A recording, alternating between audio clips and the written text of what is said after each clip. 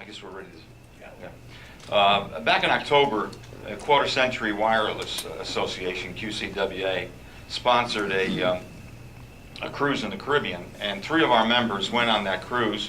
One of them, this presentation is going to be in 2 parts. Wes Lamboley is going to do an encore presentation of a presentation that he did a while back on operating safely on DXpeditions, and it isn't quite what it looks like it is. I think what he talks about is going to surprise you. And then Terry Joyner and Jim Paine are going to talk about operating at sea, or operating maritime mobile when they were on board ship. So with that, let's give it up for them.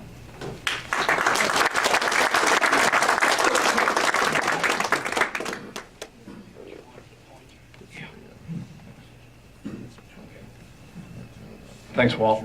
And I saved till I got up here to have the mic for a couple announcements. One, most of you know Fred, our treasurer, has been in the hospital. He had major surgery, got out of the hospital, went home, had to go back in, had an infection. But he's back home now. He's still on antibiotics fighting a strep infection.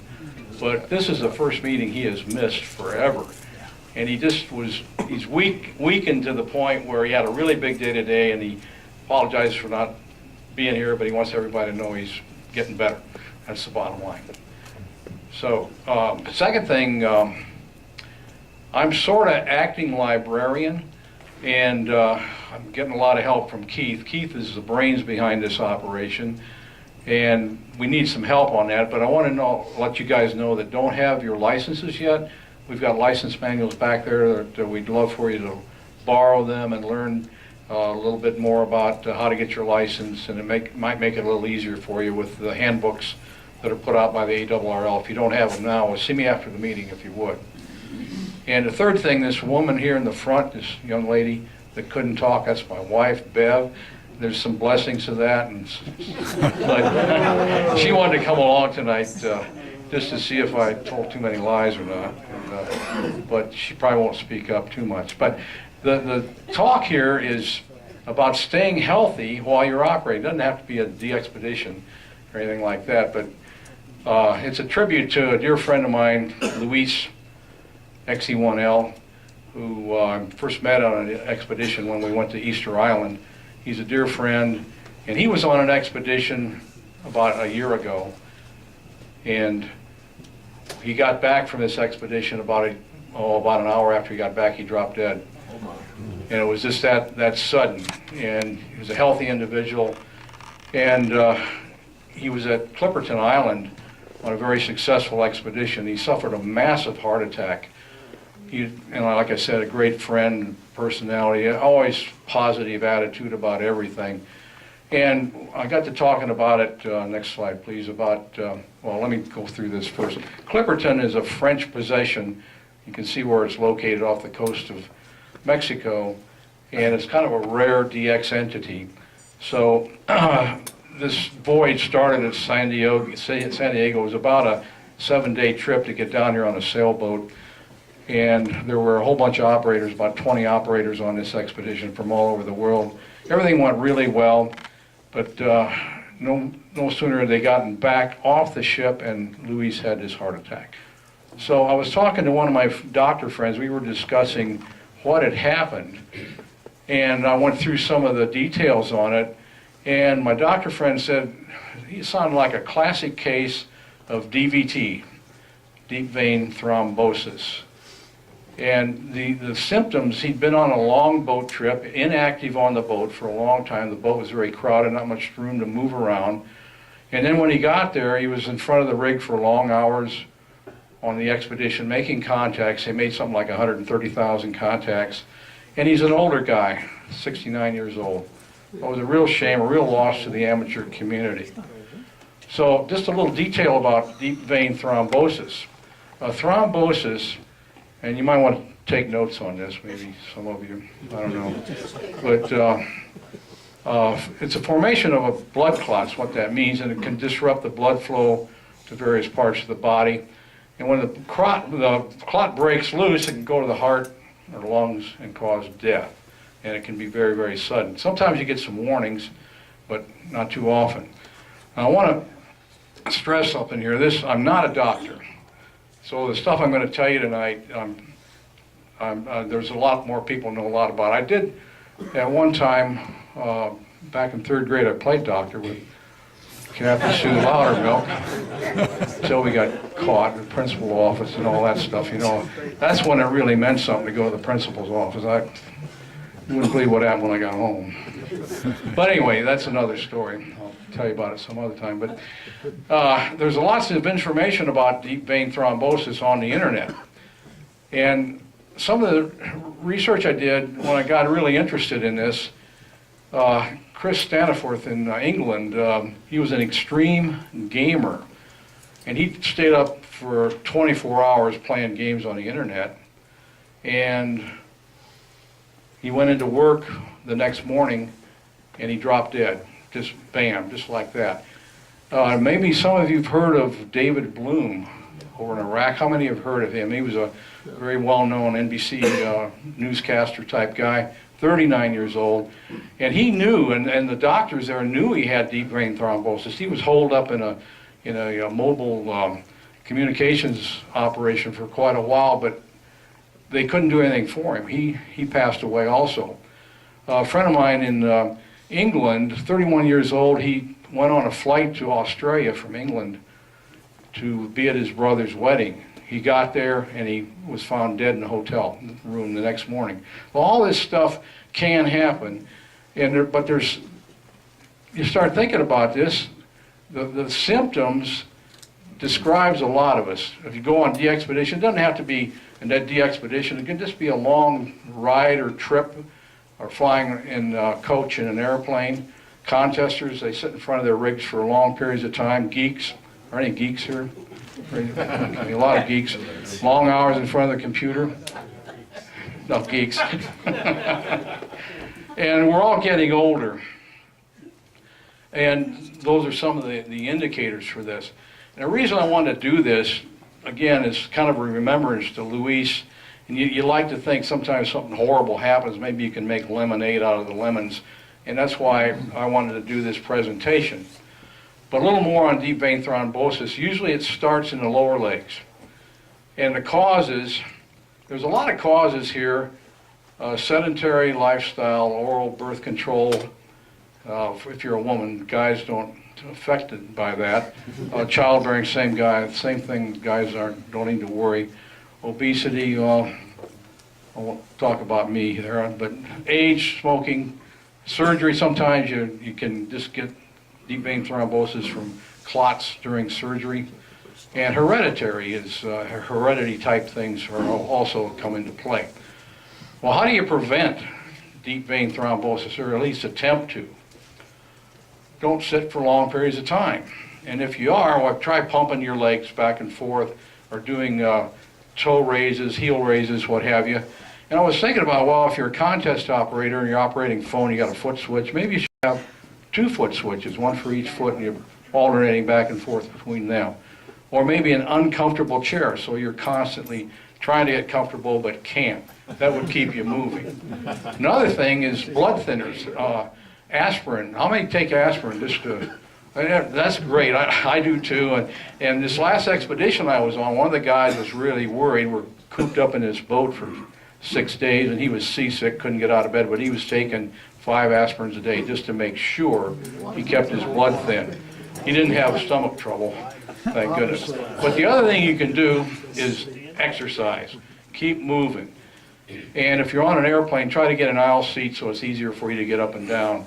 And there's another secret that my wife Bev uses, and that's compression stockings. They're called TEDs, T-E-Ds. Next slide. Oh, because you can cross your legs while you fly. I used to fly a lot. Yeah. And they told us don't cross your legs. Right. When you cross your legs, you're going to end up cutting off the circulation on one of your legs. That's a good point. I'm going to ask for personal kinds of things like that. Thanks for bringing that up, but that's another very good point. But I'd like you to mention that at the end of this talk. Thromboembolism deterrence, that's an abbreviation for TEDs. And like I say, my wife Bev uses these. It's a lifesaver whenever we go on a long trip. she's got her TEDs on. There's some contraindications, though, about TEDs, and I wanted you to be aware of this. I mean, just because you may have problems like this, you just don't go out and put on TEDs. And, you know, contraindications, that's what the prescription medications say. If you have a cough and you have these kind of symptoms, don't take this medicine because it may cause a cough, and things like that. That's the contraindications. But if you have advanced peripheral obstructive arterial disease, I like reading this stuff. It's hard to get some of those words out. If you got that, or you got congestive heart failure, or septic phlebitis, oozing dermatitis, advanced peripheral neuropathy, varicose veins, you need to check with your doctor. Don't just go out and start wearing TEDs. And then another thing, if you're in a Walmart restroom. Now, this is kind of an interesting story, what can happen. My wife and I were out in Hawaii, and we're kind of on our way to Australia. We'd taken a couple days there in Hawaii. And we're getting ready to go to Australia, and we left the hotel, and Bev was going to put her TEDs on. Well, these are hard to put on. You need to sit down, and we were already on our way, and we said, well, there's a Walmart, we can go in there, and you can put your TEDs on. Well, okay. So she goes in with her TEDs into the Walmart restroom, and about 15 minutes later, she comes out. She's got the TEDs on, and she says, wow, these really feel good, but my bottom's all wet. I said, your bottom's all wet? What's going on? And she said, well, I'm struggling to get these things on. I was sitting on the toilet, and you know, you don't have a seat cover on. You just got an open seat there at Walmart restrooms. And every time she'd lean over to start pulling, while the toilet would flush. and so she got the TEDs on finally, but it was a struggle, and her behind was wet. So you don't want to do this in a restroom like that. Okay, well anyway, Luis, we'll all miss you in Dayton, literally. I'll just look forward to seeing Luis at Dayton. He's not going to be there anymore. It's never going to be the same for me. But be mindful of your health, and thank Luis for this reminder. It can happen to you. And I just kind of wondered, like you were saying, has anybody got any more comments about stuff like this, have personal experience or what have you? Yeah, Marion. All right, I used to work for a company that sold the TEDs, and here's the basic rule that we would use. If you've never worn them before, you want the light support, which is 8 to 15 milligrams. If you have worn them, you can go to the mediums, and then many times in the men's, you can't get it unless it's a medium, which is a 15 to 20 mm. And then the firm is a 20 to 30 or 20 to 25 or sometime, and then there's an extra firm which you cannot get from somebody else with. The thing to remember is you want it fairly easy to put on, but it will at least help you some, then you want the light support. They do have socks for men, regular, ordinary, day-to-day socks. In fact, I'm wearing them myself today because I knew we were doing a lot of running around. The thing to remember is if you are a diabetic, get your doctor's permission to wear them. And I will also tell you from personal experience, don't try to go right out and get a firm support. I had them on for about 3 hours, and I literally couldn't get them off. My husband couldn't get them off. I mean, I cut them off. And at that time, that was a $100 pair of stockings, and I would never do that again. So moderate support for a lot of people is more than fine, particularly to prevent what you're going in. If you have any health issues, consult your doctor before you put on any compression whatsoever. If you have diabetes, you have high blood pressure, all of these things can get complications could happen. But so before you really do it, or even before you take a long flight, just consult with your doctor about the issues you might have to, and also always stay hydrated. Good advice, stay hydrated. Any other personal experiences that you'd like to share? Anybody? Yeah. One thing I was told to do by my doc was, if I'm on a long plane flight, stretch my legs out and rotate them clockwise for a couple minutes, and rotate the feet counterclockwise for a couple minutes. And as you said, try and get up as much as you can.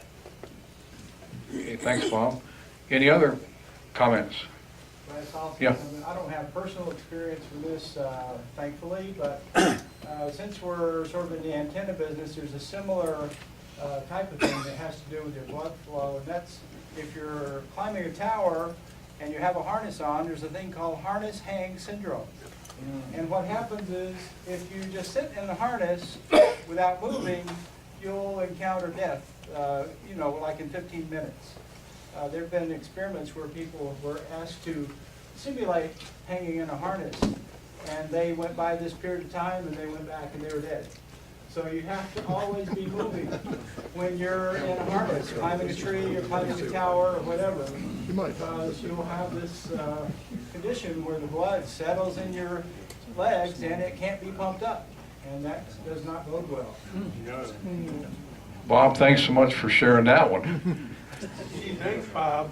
Be careful climbing, not this gravity that will get you. Really interesting stuff here. Anybody else got something they'd like to, for the good of the order? Yeah. Well, it's not so much advice, but you just gave me a thought for the really serious contester. Why not have an exercise bike that generates the electricity for the radio? Just stand up. Good idea if you'd come over and run it for me. In the back. Yeah, Mike. Yeah, Wes, when I'm running a CW contest, when I get, after I've been sitting for a couple of hours, I'll just stand up. I have a wireless keyboard, and I can just stand up and then run the keyboard, sitting in the palm of my hand or on a tabletop or something to change the boredom or the monotony. Okay, more good advice. Kind of the bottom line is don't sit in one spot. Keep moving around if at all possible. When I was on the ship, some of the comments we got there, the one guy mentioned he'd been on just a road trip in the car, and they went from Illinois to Texas, and that created deep vein thrombosis. They didn't get out and walk around. So if you're on a long trip of any kind, just keep that in mind. Thank you very much, and I'm going to turn the mic over to Terry.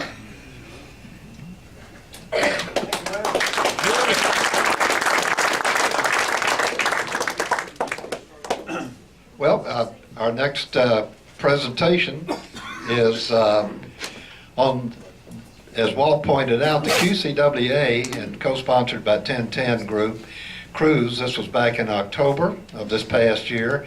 That's a picture of the ship that we had, and it was Terry, Wes, and I, and the girls, and we just had a great time.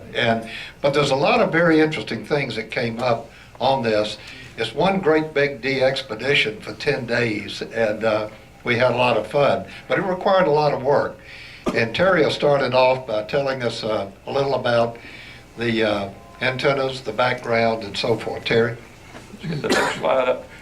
Well, this is our itinerary and all. You were going to... Okay. This is still your part.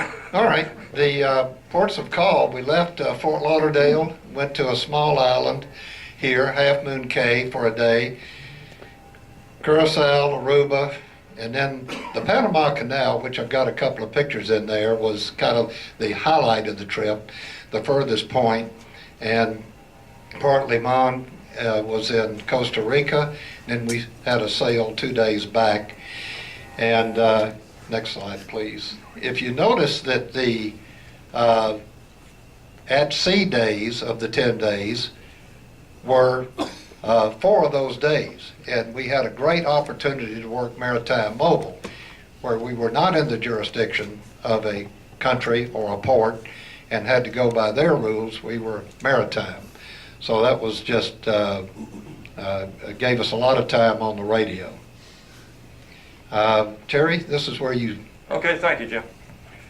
The first question came up is how we were allowed to operate off of a cruise ship. I've had a number of hams come and talk to me about had cruised a number of different cruise ships and tried to get permission and couldn't. Well, Holland America actually has a policy on amateur radios operating from their cruise ships. As Jim said a while ago, while in port, you were not allowed to operate anytime at sea. Of course, you had to use PA stroke your call, W4YBV stroke Maritime Mobile, which gave you kind of a long call to operate. But it worked out real well. The company's had this policy for a number of, well, since 2007.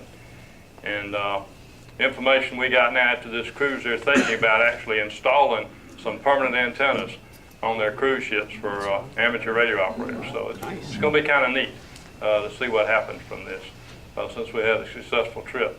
Next slide. Once again, this was our ship. Who's got the pointer? Right here. When we first put our antennas up, they were back at the basketball courts. And we put them up ourselves. And after the second day, we were having some issues with it. So the actual members of the cruise ship actually moved our antennas and ran them out from here. These were areas they would not allow us to get in and climb on. But the first day, we put them up back here and ran them off the stern of the ship. They worked a lot better when we got them up here. Next slide. We first started putting them up, like I say, we put them up next to the basketball courts on the stern of the ship. And it just wasn't working out real good. So they came in and I don't know how they got it worked out, but for some of the crew members to actually move our antennas. We had a fan dipole and a vertical that we put up. And after we got them moved, they worked out real well. Next slide. This when we were first putting them up, you can see how we had them down off the side of the court. Next slide. This is Terry Webb. He's from Monticello, Florida. We got to be real good friends. I never met Terry until the cruise come to find him. We lived about 60 miles from my place in Florida, and we got to be real good friends. But we were the ones putting the dipoles and all up. Next slide. Just some shots here. Next. I was trying to find a barber shop down there, by the way. Finally found when we got back. This is putting up a vertical that we had. And this is where we had our antennas to begin with. Then we moved them, and they were actually running from here. They had a couple of pulleys set up here, and then they were run down to here. Then we had a room over here they gave us. Next slide. Operating the stations. Tell you a little about what we had. The first time that we operated, we were operating in a hallway. And the only thing we had to operate on was, believe it or not, a wheelchair and a couple of chairs. And of course, we were in the way of everybody coming and going. And that was another issue we had in the beginning. But what the cruise ship ended up doing for us, they moved us into a teenage recreational room, which was designed for teenagers. Well, on this particular cruise, I don't think we had the first teenager out of 1,700 or 1,800 people. So we got our own, probably a 12 by 12 room to operate out of. And this gives you an idea of what it looked like. Psychedelic walls for the teenagers. This metal box here, so actually a camera case, we had two of these. And what we did was we actually had a chain and a combination lock. And we would lock these boxes up when we left the room. The room stayed unlocked all the time. But the boxes were chained up in the room to a bar that was on the side of the wall we found. And everybody in the club had the combination to the lock. So if you wanted to go up in the middle of the night and operate, all you had to do is go pop the combination lock, put the rigs out, and plug them in, and you were ready to go. So that's how we were able to operate. Jim, you were involved in this. You want to? Yes, just a comment on this. We were using WinLink to send emails from the ship deep in the Caribbean back home to our friends, totally over the air on HF. And this is Jim, who brought the PC and hooked it up to the ICOM radio that we could use to send direct emails from the ship. And this gives you an idea of how the chain was set up for the metal boxes, and made it easy access. And we didn't have a bit of problem with any of the equipment we had left out. It was just great. Next slide. we pretty much used ICOM radios. You remember anybody else having another radio? I don't think so, it's all ICOM. And these were brought by individuals, not anything to do with the Holland America. The interesting thing I actually experienced was I actually had a pilot. I was on 10 meters and of course started calling CQ, PA, stroke. And for the first time in operating a station in 50 years, I actually had a pilot. I mean, they were just, you know, it was kind of exciting. It was really something new for me. I ended up working about 20 countries and probably about 23 or 24 states. And I really didn't operate that much. I probably operated a couple hours total for the entire cruise. The cruise lines brought in coffee, drinks, cookies, stuff for us. Like I say, they were great. Jim, you want to talk about your buddy? Jim Fisher, and Jim was the piano player at the bar on the ship, and he's a ham. And what's also interesting, we found about 6 or 8 other persons on the cruise that saw what we were doing that were also hams and kind of joined in a little bit with us, and they had no idea that there would be a ham radio cruise. But Jim is a very experienced operator, and it was a lot of fun to have him operate the station. And because he does this for a living, that is playing the piano on the ship, he just really had a great time doing this because it gave him an opportunity to have a little more fun than being in the bar playing the piano. This is the captain of the ship that came and paid us a visit. And Wes has an experience with this particular captain, and might want to tell us about it. Yeah, thanks. I appreciate it. You know how captains can perform marriages at sea kind of thing, and I was grateful to be witness the ceremony he was doing between 2 antennas. Apparently they'd known each other for quite a while. And the ceremony was this kind of average sort of thing, but it was new to me, but the reception was great. The groan factor was perfect. Thank you. Terry? We had to put up with this the entire ship. Oh, you haven't seen anything yet. Wait till we get a little more into this. Next slide. This is just some of the cards that I've already gotten back. Like I say, I had about 22 countries and 26, 28 states. And it was a great DXpedition for us because this was so new.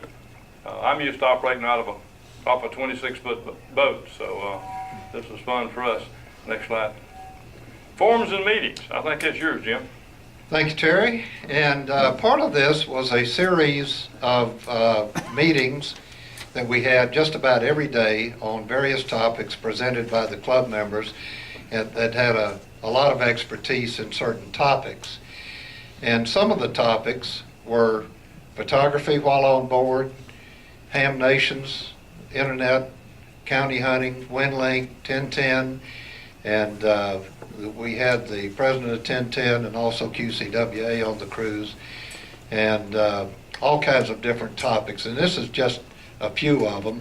The presentation that Wes did just a few minutes ago, excuse me, was one of these presentations that we had. This is an example of one of the meetings rooms that they allowed us to use. This is a small stage and room that would hold about 50 or 60 people for events and certain acts. Larry McKelvey is the person that put the cruise together. He's speaking there. And the next slide is, again, one of the forums, and this was Keith Pugh, I believe you said, John. Correct. And he's one of John's mentors on everything to do with satellite and ISS, and kind of the go-to person, and he had an excellent explanation of a lot of the things going on in that world. Here's Wes giving his presentation in one of the meeting rooms. And again, Wes addressing the group in one of the larger meetings that we had. I might also point out that the women had meetings as well. They had all kinds of topics, and I neglected to write down those and put a slide up. But they had, Bev, Sandra, and Cynthia had all kinds of different things they could do every day as well as an organized group. And Larry McCalvey here is the person that really put all the details together and did a wonderful job with this. And Terry, you got $100. This is part of a drawing in one of the initial meetings. That's Larry McCalvey, and in the ticket he won $100, and I think it lasted what, 1 or 2 days? I don't know. The next shows that Sandra, who was with me, won the handbook. And of course, she wanted to sell it to me, but the handbook was actually, I did wind up with it, but that's who won the handbook. And it's a hardcover version of last year's handbook. Okay, now for the fun part. Okay, everybody likes to talk about cruises. Why do you go on cruises? Well, there was a lot of good reasons to go on this cruise. A lot of people that knew each other. And this was through QCWA or 1010 International. And this is another picture of Jim Fisher at his piano, at the piano bar with Terry, our Terry. We had 3 Terrys, so let me just say this, and I'll show you these 3 people in just a minute.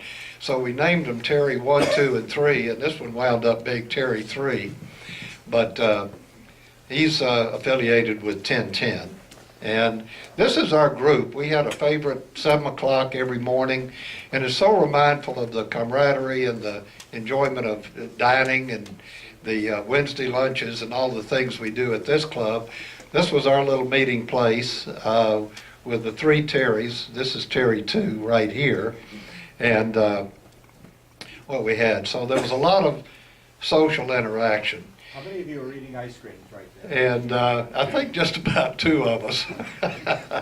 But you know, cruises, you can eat, you know, until you blow up just about, any time of the day or night.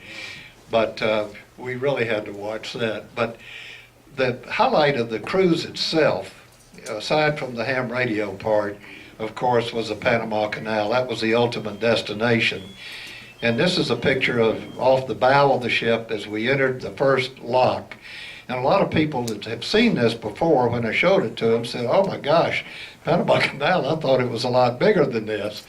Let me tell you something, this ship we were on, in a couple of slides down further, you'll see how close each ship is to each side of this. It's like 120 feet wide. It's not what you might have thought about. But this is the first lock. You can see the water on the other side, on the left side of the lock going the other direction. This will show you what one of the locks looks like, and they have these diesel locomotive-like cars that are on each side and take the boat, tow it all the way through that set of locks. There's 2 sets of locks, one on the, actually the north side, because Panama kind of is an isthmus. It comes and is running north and south at that point. Most people think it's east and west. Next, please. And okay, if you ever know what Terry looks like at 6 o'clock in the morning before the sun came up, that's it. He was a couple of cabins down with Cynthia. This is just a view of the ship anchored out in a cove. And one of the first islands we went to, and it was half a day of recreation on the island and swimming and a lot of other activities.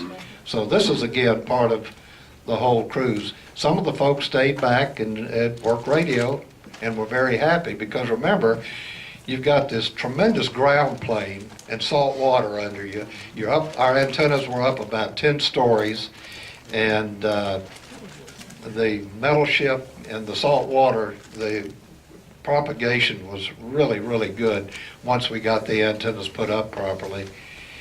This is just some of the neat things that you see along the way, and that's a sunrise, actually, from the east, of course. This is off the coast of Haiti. This little dot you see down here is some of the little ships, little boats with sails that they come out and hope you're going to throw money or something off the side of the ship. But that is, again, 10 days of this kind of scenery was just spectacular. This is in Curacao, which is right off the coast of Venezuela, just over from Aruba. And this is I put this slide in because the ship's in the background. And this is a floating boat market for vegetables and all kinds of fish and different things. And I mean, I have hundreds and hundreds of pictures, so I had to pick out just a few. But the color and the fact you don't see this kind of thing every day is the why I included that. So the ports of call that you saw in the first couple of slides this was one of them right here. And that's Ken from Canada, and he's with Terry. Ken's president of QCWA.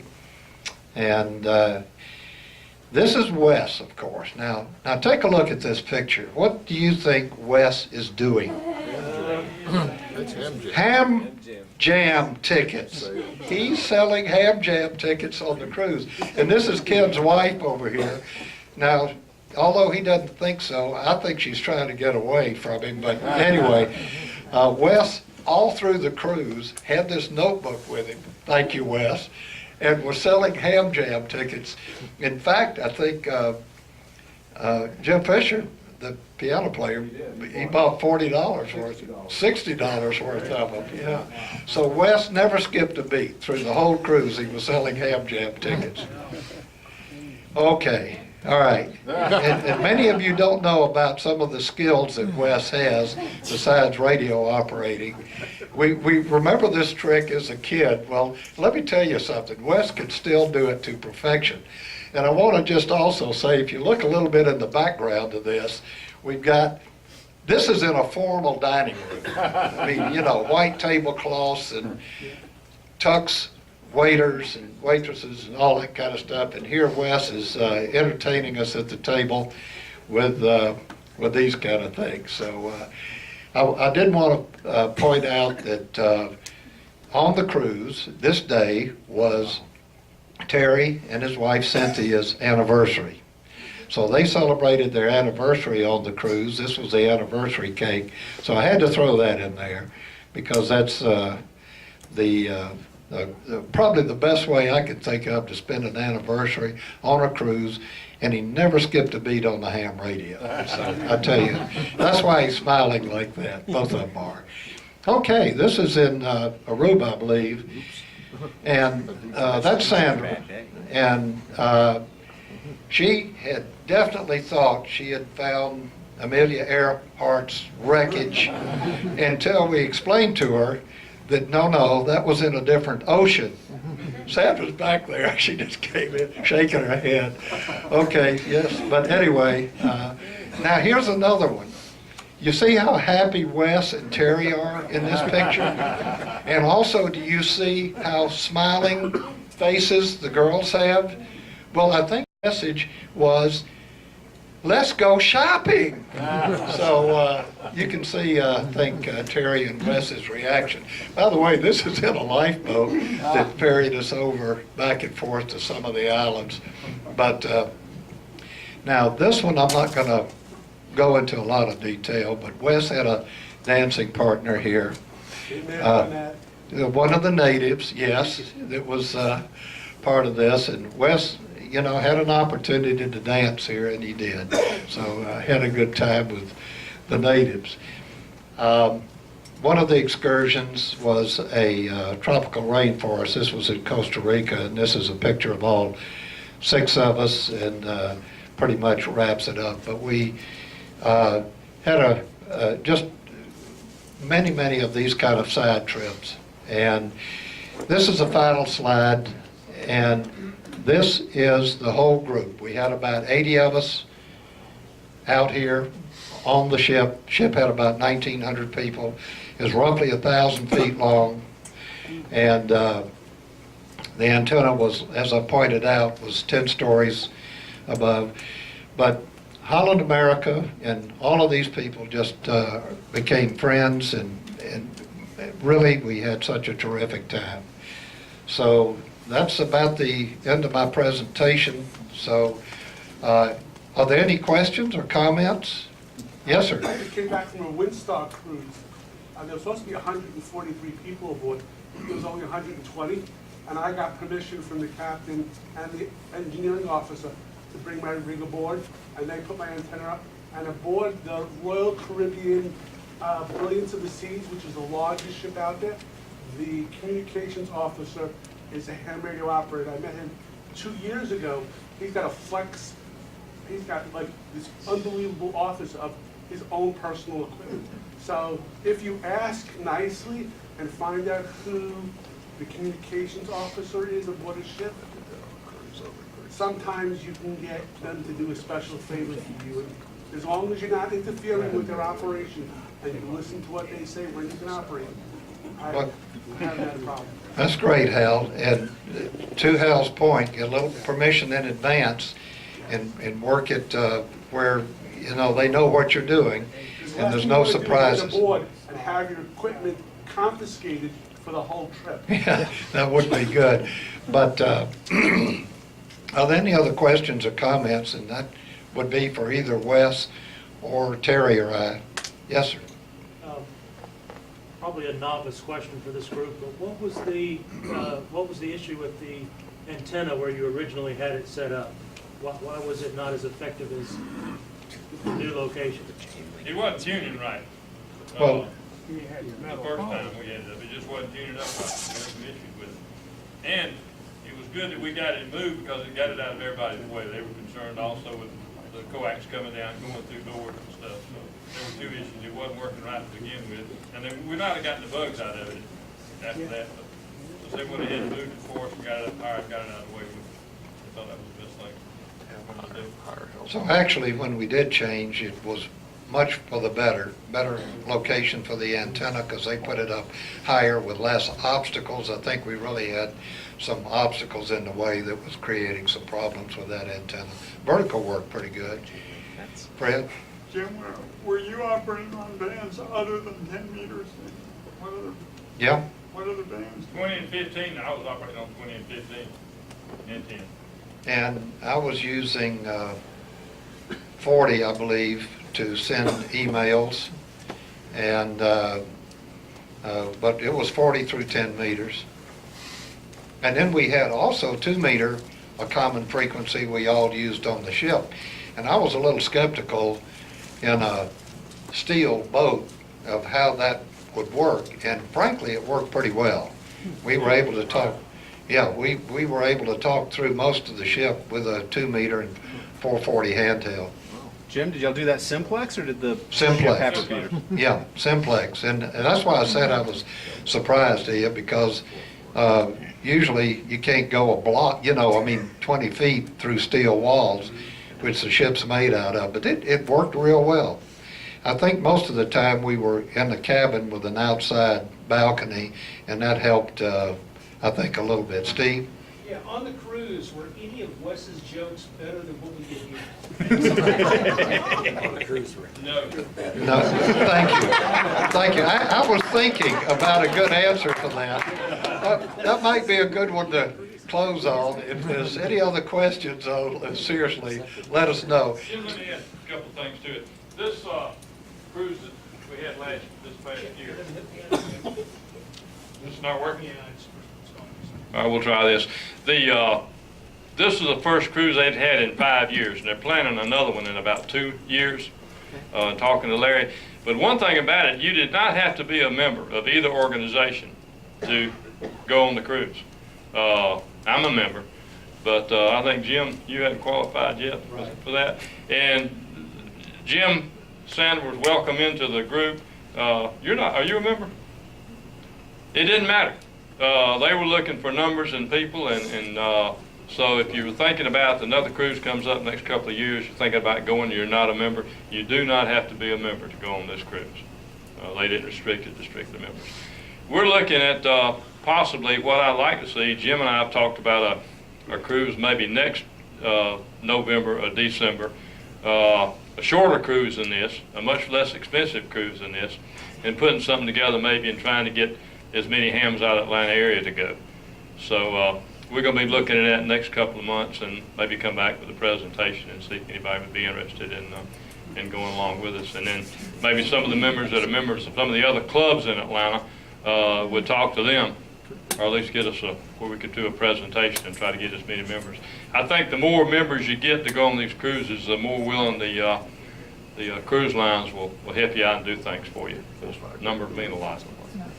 I've got a couple of hard copies of the policy. If anybody's interested, I've only got 3 or 4, but they're laying up here if you'd be interested in a copy of it. Thank you. Thank you, gentlemen.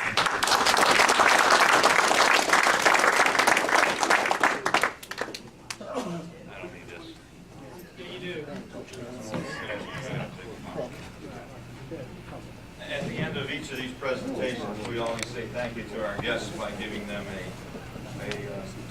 certificate suitable for framing, which I've already done, at the great personal expense of $1 a frame in the dollar store.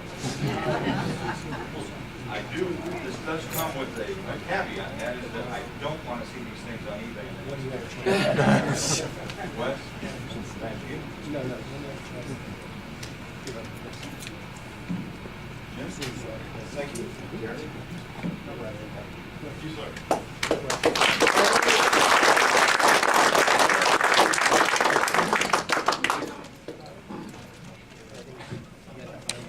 Thanks, guys.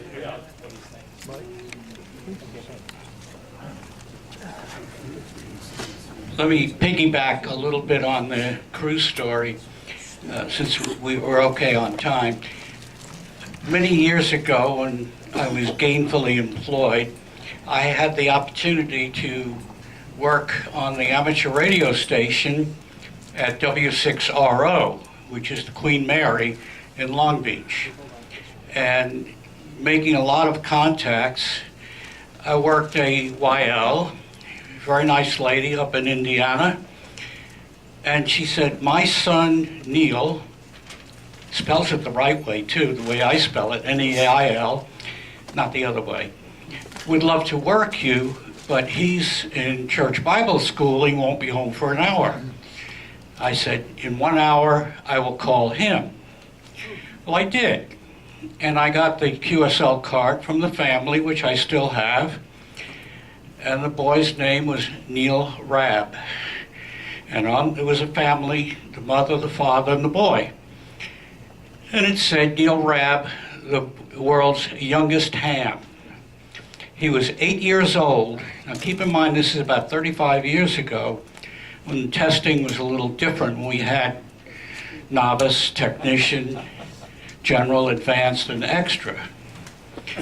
Well, he had his general license at 8 years of age, which means he passed a 13-word per minute code test.